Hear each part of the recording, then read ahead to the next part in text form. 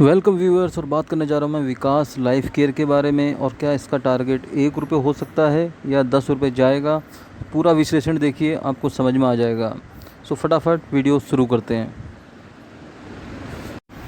Disclaimer से शुरुआत करना चाहूँगा दोस्तों, क्योंकि ये सिर्फ और सिर्फ एजुकेशनल वीडियो है। इसमें बाय सेल होल्ड के लिए कोई रिकमेंडेशन नहीं है। आप लोग हमारा नया टेलीग्राम चैनल भी ज्वाइन कर सकते हैं, जो बिल्कुल फ्री है। अभी लेटेस्ट में ओपन किया है। इसके अंदर निफ्टी, बैंक निफ्टी के ऑप्शंस ट्रेडिंग जो होती है लाइव मार्केट में, उसकी अपडेट मैं लगातार इसमें शेयर करते रहता हूं।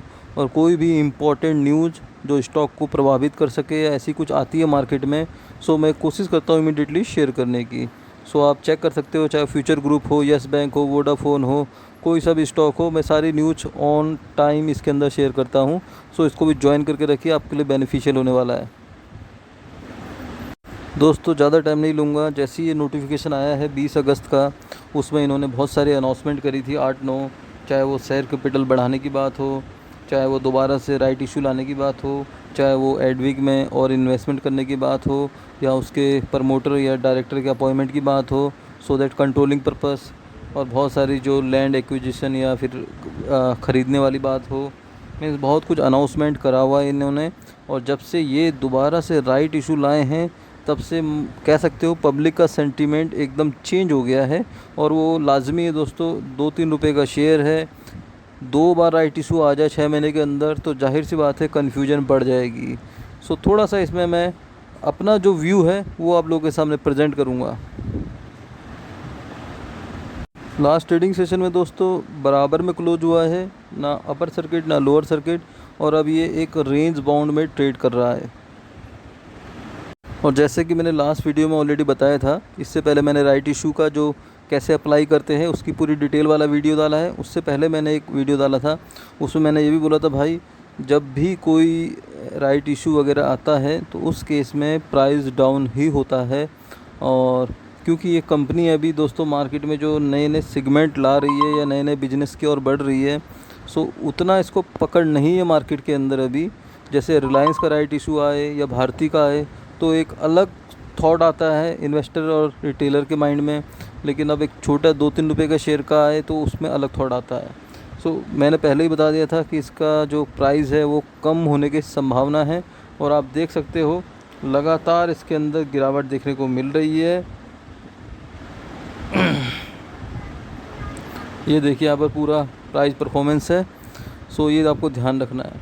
और वहीं बात करें वॉल्यूम की, तो वॉल्यूम भी दोस्तों गिरते हुए दिखे हैं। ये दोनों पॉइंट आपको नोट करने हैं राइट इशू वाले केस में, इसका हो चाहे किसी का भी हो।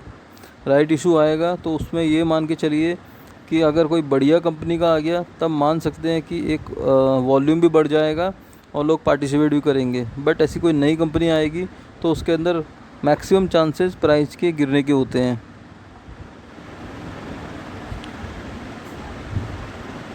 सो एक तो ये नेगेटिव पॉइंट है दोस्तों कि दोबारा राइट इशू आया है।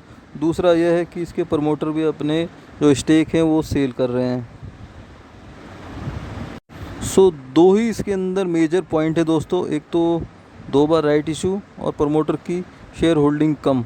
ये दोनों पॉइंट आपको कहीं नोट डाउन करने हैं बिफोर द इन्वेस्टमेंट, और आपको ये पूरी तरह डिटेल में पता होने चाहिए।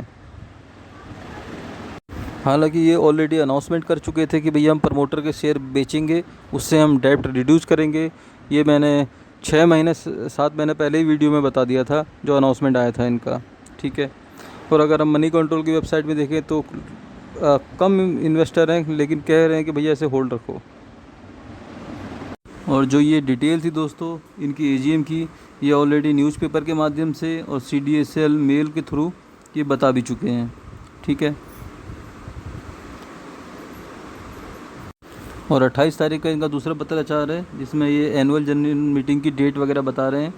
और जो डेट बताई गई है दोस्तों, उसके अकॉर्डिंग जो डेट है वो है 20 सितंबर 2021, 11:30 बजे मीटिंग होगी। दोस्तों मेन पॉइंट पे आते हैं कि करना क्या है। बहुत कंफ्यूज हैं, क्या इसका टारगेट 1 रुपये आएगा या नहीं।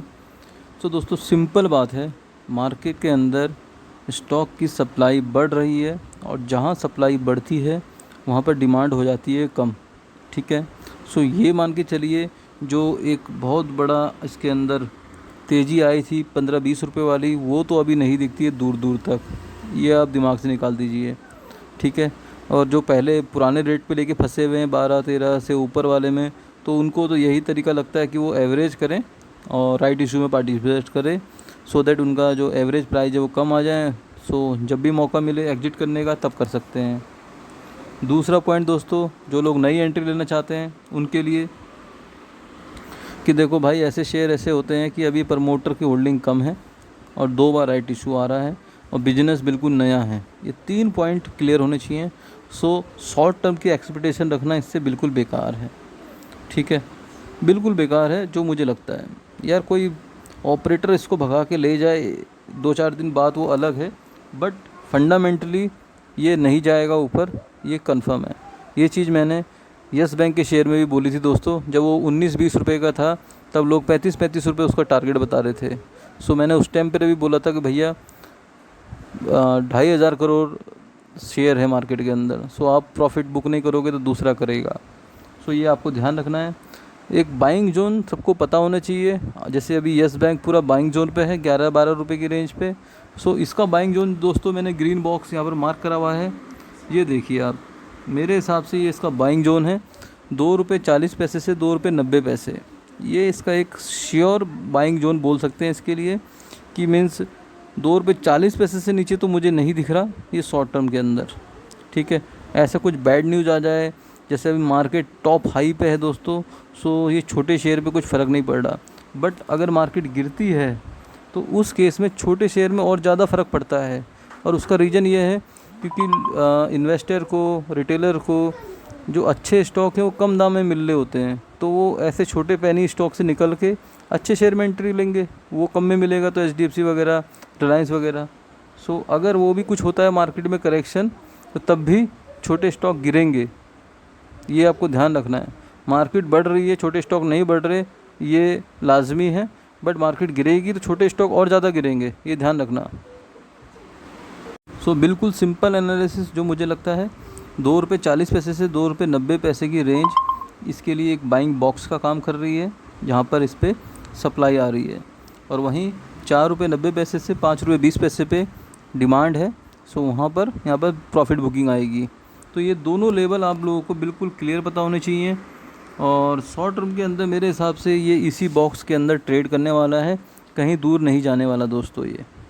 सो ये आपको माइंड में फिक्स कर लेना है। जो भी आपको बोल रहा है, मैं ऐसे ऐसे वीडियो भी देख रहा हूँ, पहले हल्ला मचा रहे थे, अब रोज़ अपर सर्किट लगेगा, ये होगा वो होगा, और अब वही लोग अपने कमेंट का बॉक्स तक बंद करके बैठे हुए हैं, और अब ये बोल रहे हैं कि भैया अपने फाइनेंशियल एडवाइजर से डिस्कस करने के बाद डिसीजन लेना, ये सब अब ये लाइनें बोलना शुरू कर दिया उन्होंने। तो आपको देखना है कि कौन हवाबाजी कर रहा है, कौन बिल्कुल आपको सटीक विश्लेषण बता रहा है। सो मेरा फर्स्ट टाइम से मेरा व्यू बिल्कुल एक जैसा ही है, आप मेरे पूरे वीडियो देख लीजिए, ठीक है। सो मैं नेगेटिव नहीं हूँ इस स्टॉक के लिए, भैया जितने इसने काम बताए हैं उतना ये 40 to 50% भी अचीव कर लेता है तो दोस्तों इससे बड़ा मल्टीबैगर कोई नहीं बनेगा। एथनॉल फ्यूचर का भैया डिमांड उसकी होनी है, ठीक है। FMCG और कह सकते हो जो एडविक वाला है, मीन्स पॉइंट तो इन्होंने सही पकड़े हैं बिल्कुल सारे, लेकिन वो चलेंगे नहीं चलेंगे, कब चलेंगे, वो सब एक लंबा प्रोसेस है। सो उतने ही पैसे लगाओ दोस्तों, जितना नुकसान भी हो जाए तो हजम हो सके, मेरा मानना यह है। बट 2.40 रुपये से 2.90 रुपये एक बाइंग जोन है, 4.90 रुपये से 5.20 रुपये एक सेल जोन है, जहाँ पर आप सेल कर सके, प्रॉफिट बुकिंग आएगी।